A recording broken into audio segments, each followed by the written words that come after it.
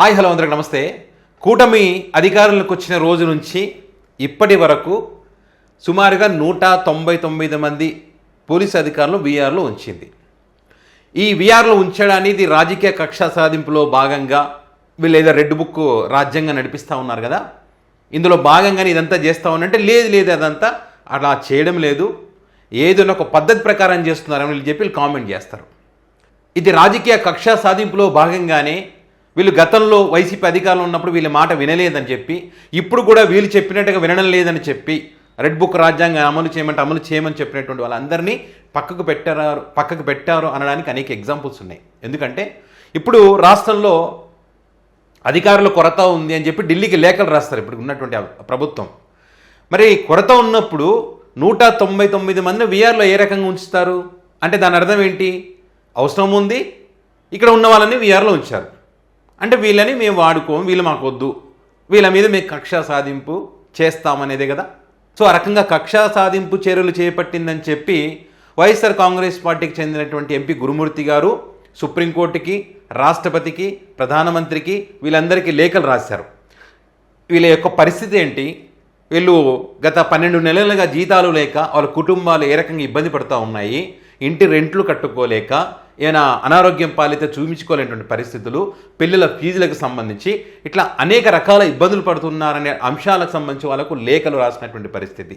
So ఈ రకంగా లేఖలు రాసిన తర్వాత ఏదైనా మార్పులు చేర్పులు జరుగుతాయని ఆశపడ్డటువంటి వీఆర్లో ఉన్నటువంటి సుమారు ఎంతమంది వీఆర్లో ఉన్నారంటే ఇక్కడ 199 మందిలో 119 మంది సీఎలు ఉన్నారు, 4 ఐపీఎస్లు ఉన్నారు, సీనియర్ ఐఎస్లు ఉన్నారు, 4 నాన్ క్యాడర్ ఎస్పీలు, 27 మంది అడిషనల్ ఎస్పీలు ఉన్నారు, 44 మంది డిఎస్పీలు ఉన్నారు. సో వీళ్ళందరూ వీఆర్లోనే ఉన్నారు. సో వీఆర్లో ఉన్నటువంటి వాళ్ళను డీజీపీ కార్యాలయం పిలిపించింది. అరే పిలవగానే పాపం వెళ్ళి ఇన్ని రోజులు మేము వెయిటింగ్లో ఉన్నాం కదా, సో మాకు ఎక్కడో చోట పోస్టింగ్లు కానీ మాకు అనుకూలమైన వార్త ఉండేటువంటి అవకాశం ఉంటుందని పాపం వాళ్ళు అక్కడికి వెళ్ళిన తర్వాత ఏమైందయ్యా అంటే సావు కబురు చల్లగా చెప్పారు. అక్కడ ఏం చెప్పారు వాళ్ళు, అక్కడ మీరు ఎక్కడ పెడితే అక్కడ ఉండడానికి వీలు లేదు, మీరు ఇక్కడ రోజు మార్నింగ్ ఈవినింగ్ పొద్దున్నే వచ్చి బయోమెట్రిక్ నొక్కాలి, మళ్ళీ వెళ్ళేటప్పుడు బయోమెట్రిక్ నొక్కిపోవాలంట.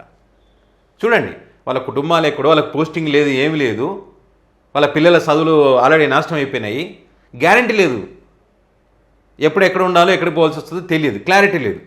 సో ఈ రకంగా ఇబ్బంది పెడుతూ ఇప్పుడు ఇదేం అన్యాయం అని చెప్పి వాళ్ళు తిరగబట్టేటువంటి పరిస్థితికి వచ్చింది.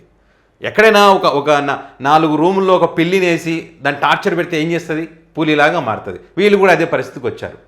ఆ వెయిటింగ్ అనేది ఒక దానికి సహనానికి ఒక హద్దు ఉంటుంది, ఆ హద్దు దాటినప్పుడు ఖచ్చితంగా తిరుగుబాటు అనేది ఒకటి వస్తుంది. సో ఇప్పుడు వీళ్ళు కూడా తిరుగుబాటు మొదలుపెట్టారు. అక్కడ ఎవరైతే పిలిచి అడిషనల్ డీజీపీ గారు పిలిచి మాట్లాడారో, ఇదేంటి సార్, ఇదెక్కడ అన్యాయము, 12 నెలల జీతాలు లేవు, మాకు పోస్టింగ్లు లేవు, మా పిల్లల భవిష్యత్తు నాశనం అయిపోతూ ఉంది, ఇంటి రెంట్ కట్టుకోలేక అనారోగ్యాల పాలైతే చూపించుకోలేని పరిస్థితిలో ఉంటే ఇదేంటి మళ్ళీ అని అంటే ఇది కూడా పోస్టింగ్ అంటారు. ఇది కూడా పోస్టింగ్ అయితే జీతాలు ఇవ్వాలి కదా, ఇది కూడా వచ్చి తిరిగి బయోమెట్రిక్ నొక్కితే జీతాలు ఇవ్వాలి కదా. వీళ్ళు గట్టిగా అడిగేసరికి నాకేం సంబంధం లేదు, డీజీపీ గారు చెప్పిన విషయం మీకు చెప్తా ఉన్నది నా మాట కాదు, డీజీపీ గారి మాట అని చెప్తా ఉన్నారు. డీజీపీ గారు అంటే ఒక తండ్రి పోలీసు వ్యవస్థలో, మరి ఒక తండ్రి పిల్లల్ని అదే రకంగా చూసుకుంటారా, ఇబ్బందులు పెడతారా? ఆ రకంగా ఇబ్బందులు పెడతా ఉన్నారు. సో ఇప్పుడు వీళ్ళు ఏం చేయబోతున్నారంటే కోర్టును ఆశ్రయించబోతూ ఉన్నారు.